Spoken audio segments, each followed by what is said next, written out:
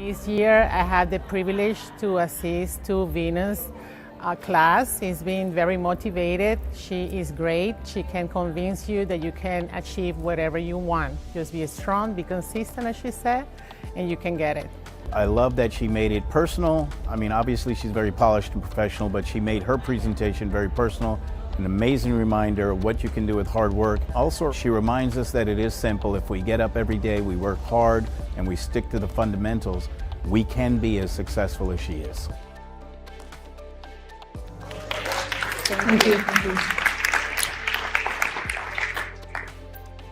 So, how many of you have ever looked around the room and you think everyone in that room has it figured out but you? Has anybody ever done that other than me? So I was that person who I thought had finally figured it all out. But your life can change in 10 seconds. And I'm here to share my story of what I've overcome and what I've been able to achieve to inspire each of you to be the best that you can be. Because as long as you can look up, you can get up. And my story is a little different from the other presenters that you're going to see today, because I'm going to teach you what I've done to achieve huge financial success. But I'm going to also share my personal story for the first half of my presentation, because that's important to see, to put the big picture together. So when I was a child growing up, I think, did the mic just go down? Nope. Okay. I lived with a mother who was a very wonderful person, and she did the very best she could do, but she struggled with addiction her whole life. My job when I was a child was to watch my mother's fingernails, and if they started to turn blue, to call 911. And I grew up with 3 brothers and sisters. We had constant instability and fear. My mother married at 15 to a man who had schizophrenia, who I thought was my father, who later turned out not to be my father. And my memories as a child would be to go visit him and to watch, when I entered the door, him to lock 10 locks. But I never lost hope. I have a half-brother and a half-sister, on the other hand, who struggled with the same upbringing that I did. I watched my brother go to maximum security prison because he was labeled the child that was bad, but the reality was that because of the dysfunction that we went through as a family, that he was not strong enough to reverse the pattern. So he went in and out of boys' homes and finally did a crime severe enough to be convicted and sentenced to maximum security. Your life is 10% of what happens to you and 90% how you react. My sister struggled as well due to her upbringing and was in and out of mental institutions. And I remember the last time I visited her, almost 20 years ago, at the state hospital, her telling me that she was there working because she was too embarrassed and thought that I wouldn't realize that she was a patient there. And I share this because life is 10% of what happens to you and 90% of how you react. I was determined not to be like them. I thought if I did everything right, if I made the right decisions, that I could change the pattern of my future and I would not end up like them. So at 14, I was on the verge of homelessness. I lived with friends, bouncing back and forth, watching my mother, trying to help my mother with her addictions, again, in and out of mental rehabs, in and out of alcohol addictions. I worked 2 jobs. I skipped my senior year in high school to go to college, where there I met the love of my life. I thought I had it all figured out.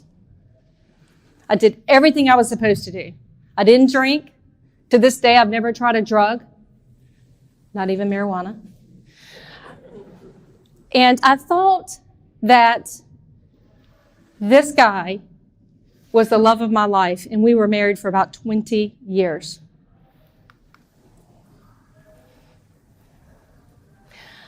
I was a stay-at-home mom.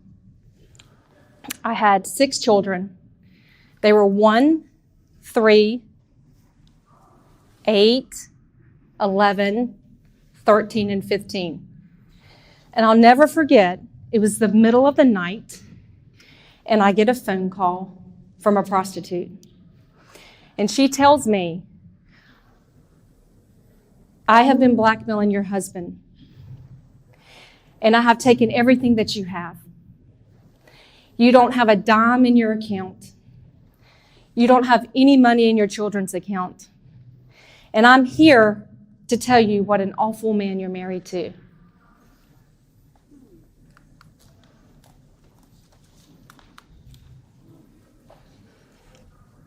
I didn't believe her. And so I asked her if she would be kind enough to meet me. And so I drove in the middle of the night because I wanted to save him. And I thought she was trying to destroy my marriage. We were the youth ministers at our church. He coached our children in football, basketball, soccer. I was the youth minister. We had lunch together every day. We had been married almost 20 years. I didn't believe her. So I woke my 15-year-old son, got in my car, went down Washington Road, thinking to myself, I'm a Christian. I say I'm a Christian. I'm going to save him, and I don't care what it takes. So I knock on the door at this hotel room, and this very young girl comes in, opens the door, and she's fidgeting. You could tell she was on something. She couldn't have been more than 19 years old. And you would think I would hate this girl and I would want to get her. Because she just, in 10 seconds, took what I thought was the perfect husband and turned my world completely upside down. But all I could do was feel compassion towards her. And I looked at her and I remember thinking, what has happened to you? My husband is the one who's been unfaithful, but you are a wounded soul. So I sat with her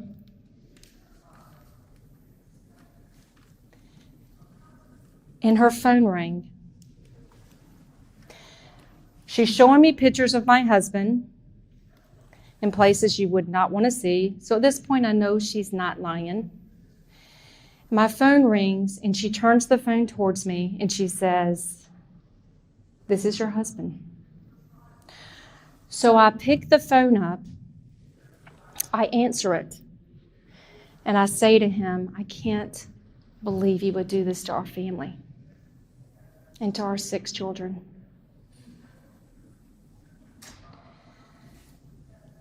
So after I left the hotel room, again, I'm riding down Washington Road, headed back to my family, and I'm thinking, okay, if I say I'm a Christian, I've got to somehow figure a way out of this. Anybody can be a good wife when times are easy. Sexual addiction is no different than drug addiction. It's just a different addiction that we personalize, and I was willing to fight no matter what it took to make him get better. So I was a stay-at-home mom. I was with 6 children, and I was left with nothing. My husband goes to a rehab, and while he's in Hattiesburg, Mississippi, the doctors call me and tell me that they think that he has done something much worse than prostitution, because he confessed while he was there to 7 years of living a double life with women. and they called and said, "We think your husband has done something really, really bad." And so he agreed to take a lie detector test, and he failed it. I still didn't believe he was guilty, and I still wanted to fight for our marriage because we had been married 20 years, and I had 6 children, one of which I was still breastfeeding up to 15 years old. So he agreed. This was my 6 children, literally months before this came to light, and my ex-husband. He agreed to go to Atlanta and take another lie detector test because, the ones that they give you at these facilities, they're not accurate. You can have a false negative. I thought maybe he's really nervous. So he goes to Atlanta. The Polygraph Association says to me, "Venus, this test is 99% accurate. When you leave here, you will know if your husband is guilty of these things, and you can put your mind to ease." He takes the test, and he fails it.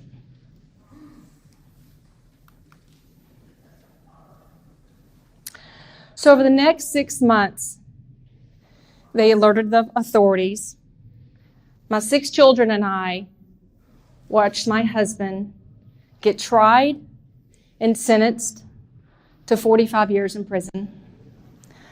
I was left hundreds of thousands of dollars in debt. I had 6 children, 1 year old to 15 years old. I didn't know what I was going to do to take care of them. So I'll never forget, I came home from the courthouse that day, and I set all 6 of my children down. And I said, the first thing we're going to do as a family, the first thing we're going to do is we are never, ever going to talk bad about your dad. We're going to forgive him, and I am going to somehow pick myself up and figure out how to take care of you. And I don't know what that means. I was in a 2-bedroom, 6 children, hundreds of thousands of dollars in debt, not a dime in the bank. I had just gotten my real estate license. I met with my divorce attorney. He said, "Venus, I know you like this real estate thing, but you probably need to get a real job. You can't support 6 children with nothing, and you have nothing." Guess who makes more than their divorce attorney now?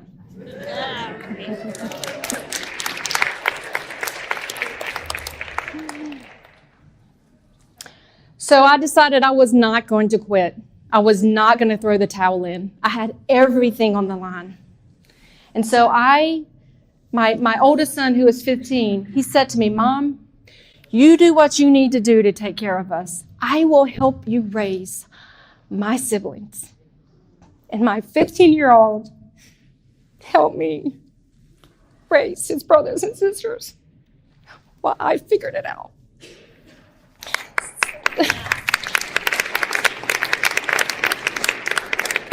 So the first thing I did, I was working like crazy, but what I didn't want to do is to be this mega real estate star and have screwed up kids. I didn't want that cycle to reverse back around. And my attorney didn't know what I had in me. He didn't know what it was like to go to 7 high schools in 3 years. He didn't know what it was like to grow up with a mom in and out of rehabs, to have the community just putting you as a statistic saying you would never make it out. He didn't know what I had into me. But again, I didn't want to work 70 hours a week and have my kids to be a statistic. So what I'm here to teach you guys today is you can have it all. You can have $50-something million a year in real estate and have a great family, but you've got to do some basic things to have it all. The first thing I said I was going to do, I got up every morning. That first year my husband went to prison, and I got every child dressed, and I took them to church 6 days a week at 7 a.m. before school, because I knew that God had to help me through this, that I could not do it on my own. I didn't know how he was going to help me, but I knew if I didn't do my part, he wasn't going to step up and do his part. So I got up for 1 year and went to Mass every single day at 7 a.m. Now, they didn't always like it, but in hindsight, they're good with it. I got up and I put, when you're on the airplane, when I'm on the airplane coming here and they're telling you the directions, if you put the oxygen mask on yourself and then you put it on the people next to you, I made a commitment to myself that I was going to get up and exercise every day. I got up, ran 5 miles every day, took my kids to mass. And family dinners every day. If I had to work 70 hours, 80 hours, 90 hours in a week, I made an appointment with my children. We sat down at the table every day. We still sit down at the table 5 out of 7 nights every day. And all of my children want to go through their good things, their not so good things, and have dinner. So if a client needs an appointment, my assistants knew from 5:30 to 7, I ain't going to be there. But I'm available from 7 to midnight. So my first year, I made $25,000. My second year, I made $144,000. My third year, I made $154,000. My fourth year, I brought in $360,000, $467,000, $741,000, $1 million, $1 million, $1.6. This month, I brought in $281,000 in 1 month.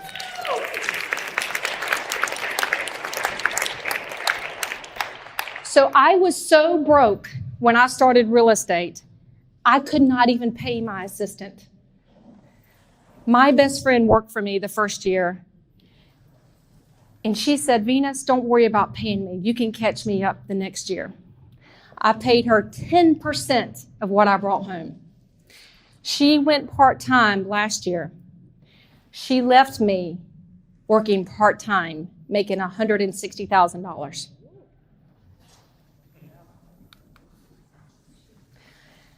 I'm on track to make $1.9 million this year.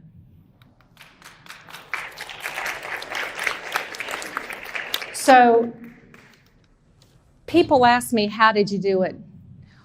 I am no better than any of you in here. Really. There's nothing special about me.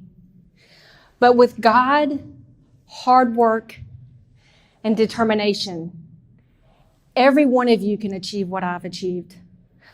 Probably more, because you don't have 7 children. So I had 6. I remarried 5 years ago. And the doctor said I was through menopause, I could not have more children, and he was wrong. Because at 44, I had baby number 7, and my husband is 53, and so people think I'm the grandma, but I'm the mama. And when I met my husband, so I met my husband when I was, let's see if I can go back. I met my husband when I was making about $467,000 a year. So I was financially independent and did not think I would ever marry again, because I asked God for somebody who had never been married, who didn't have any children, who was good looking, smart, funny, financially independent. And that person at 47 does not exist. But God brought me my husband, Hank Griffin, and so we've been married 5 years now. So you've got to focus on your why. When I got started in real estate, you have all these great tools to help you succeed now. I didn't know what I was going to do. I just knew I had 6 kids. My family is a wonderful family, but they all lived in trailers, and so they couldn't financially help me. My mother, again, struggled with addiction. She had no money to help me. I've met my father one time in my life. My mother had an affair with my father and conceived me. Thank the Lord, she is pro-life and had me. So I didn't know what I was going to do. So I took basic principles. This business is not hard. We make it hard. We talk ourselves out of why we can't do it. We tell ourselves why Venus can make $2 million a year and this person can't. But the reality is, open houses. I built my career on open houses. I had 0 listings. So I started off trying to sell $700,000 houses because I thought I would make a lot of money selling $700,000 houses. I figured out real quick in Augusta, Georgia, the average sales price is $200,000 a year. So I'm like, let me rethink this. You have a pool of buyers this big in a $700,000 market. If I change my standard to $200,000 to $300,000, then I'll get more buyers. So then I started doing open houses at $200,000 and $300,000. I sold an open house 1 or 2 a month. You know, they walk in, you just talk to them. You become personal. You ask them about their family. You're not just an agent. You become their friend. You become their banker, your attorney, your doctor. You don't just sit down at your computer and let the people walk through the house. You invest some time in them, and they're going to call you when they're ready for an open house, when they're ready to buy. You got to believe in your value. Commission. I get almost every listing that I interview for. I will look somebody dead in the face and tell them what my commission is.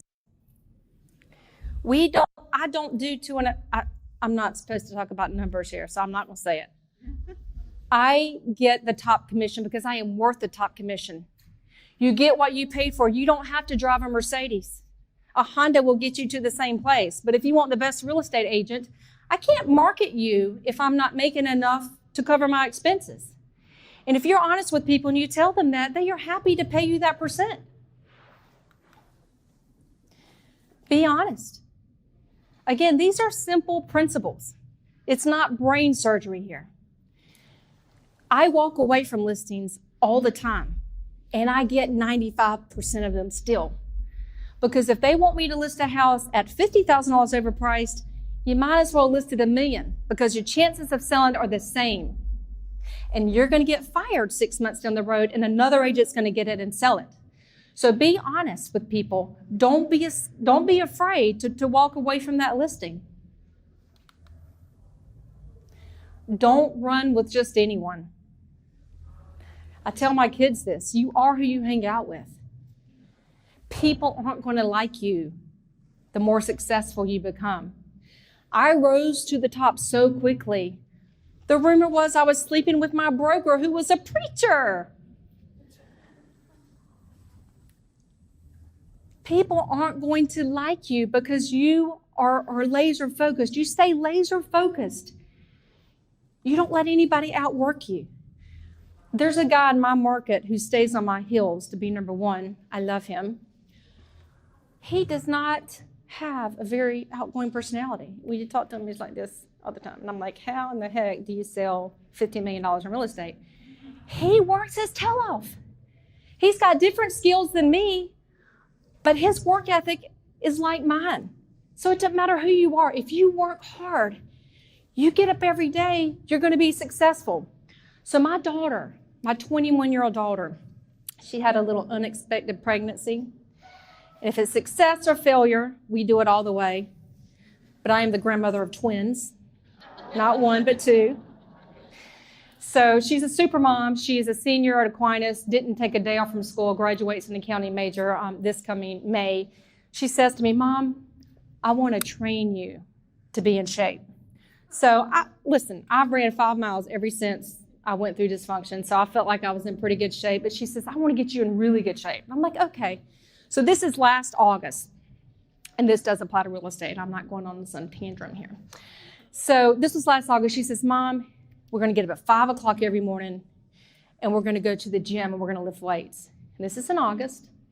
She says, by April, you should start to look good. 5 o'clock in the morning. I'm thinking August, September, October, November, December, January, February, March, April. I should start to look good. So I have been getting up at 5 o'clock in the morning. And let me tell you, I have a six-pack because the consistency. The first month I did it, I'm like, she is full of it. It is just the same. The second month, same thing. I didn't see any results, but I got up every day. And with real estate, you get up every day. I put a suit on every morning when I get up. I don't have something. I still get scared to death sometimes. I mean, I literally will think my world is coming to an end and I'm going to have no business. And I just closed $280 million last month. I think it's going to stop this month. I get up every day. I put a suit on because I am ready.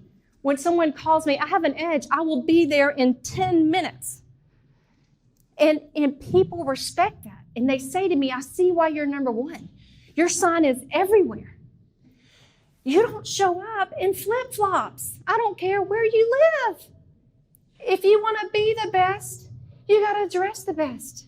You got to look the best. You got to carry yourself the best. You got to be honest. You got to show who you are. I show my weaknesses because none of us are perfect. We can all learn from each other. And let me tell you, the lady that I knocked off number one was number one 20-something years. And she is still amazing. And I really didn't hurt her production at all. There is room for all of us to be successful. There's not just one big dog. You can have one or two or three. The big dogs are just the people that work hard, work ethic. Don't let them outwork you. Put the customer first. The customer's always right. I don't even know how to tell you how many times I've got clients who you do everything right and the listing hasn't sold and they want to blame you. Your reaction is, screw them. But the customer's always right. You treat them with the best respect and that'll carry you forward. Invest in yourself. The best thing that I can tell each of you to do is to brand yourself. In Augusta, Georgia, I promise you, every person knows who Venus Morris Griffin is. It's almost embarrassing when I go in a restaurant because people are pointing at me because I was the first agent to put up a billboard. I took every dime I had to put up that billboard. 10 years later, I have up 21 billboards and 100 other agents have up billboards. And so the biggest flattery is when someone compliments you, but you brand yourself, set yourself apart. Everybody's got something unique about them. Find what makes you different. Don't try to be like the next person. Be different. And again, prioritize your family. It does no good for me to bring in $1.6 million if I've got kids smoking pot and failing in school. I make a lot of money, but my kids drive a 25-year-old truck until they get to be a senior in high school, and whatever they save, I match. Because I want them to know the value of $1, and I want them to know the value of working. So this is my family now. My oldest son, who helped me raise his siblings, he is 23. He is the president of his dental class, one of 90 in the state of Georgia that gets accepted to dental school. The one sitting down, she's a rock star super mom. She's got twin girls, 2 years old, a 3.6 GPA, counting major, graduates in May. The little shorty beside me is in college to be a nurse. My tall one in the middle, she's a superstar basketball player, just wants to go to UGA. Then I've got a 12-year-old, a 9-year-old, and that's not my grandbaby, that's my 3-year-old. And that's my saint husband. I asked my husband, okay, you're 46, you've never been married, you're not gay, you're not like a mass murderer that you haven't told me about. And he said to me, God has been saving me for 46 years for you and your 6 children. So is it easy to make $1 million a year? No. But the only thing that sets you apart from the person sitting next to you or me is what's in your mind, is what you tell yourself and your work ethic. With hard work, determination, and God, you can do anything, anything. And I am proof of it because I had every reason not to get out of that bed. And I have every reason to fail. And I had every reason to be the victim. But when you forgive others, you work hard, and put God first, you'll be successful. It doesn't matter if it's at real estate, and this principle could go for the person picking up trash. You can be a millionaire picking up trash. because you can figure out a way with your work ethic to rise to the top. So if you guys don't mind, follow me on Instagram, Venus Morris Griffin, and also on my business Facebook. Thank you guys for coming. I absolutely loved the presentation. She was excellent. She inspired me in many ways that I didn't think about. She has 7 children, I believe, and I have 4, so I felt a closeness to her, and the fact that she was more personal. She was different than any other presenter that I've ever seen before. She was great. Venus's story was awesome. She one of those that persevered in the very first couple years that she's been in this business, been in it less than 10 years. And as a broker, you admire folks that really get started out, get motivated, and have the success she's had in this business. But there's no substitute for work ethic and determination, perseverance, setting goals, and just flat out getting after it and making it happen.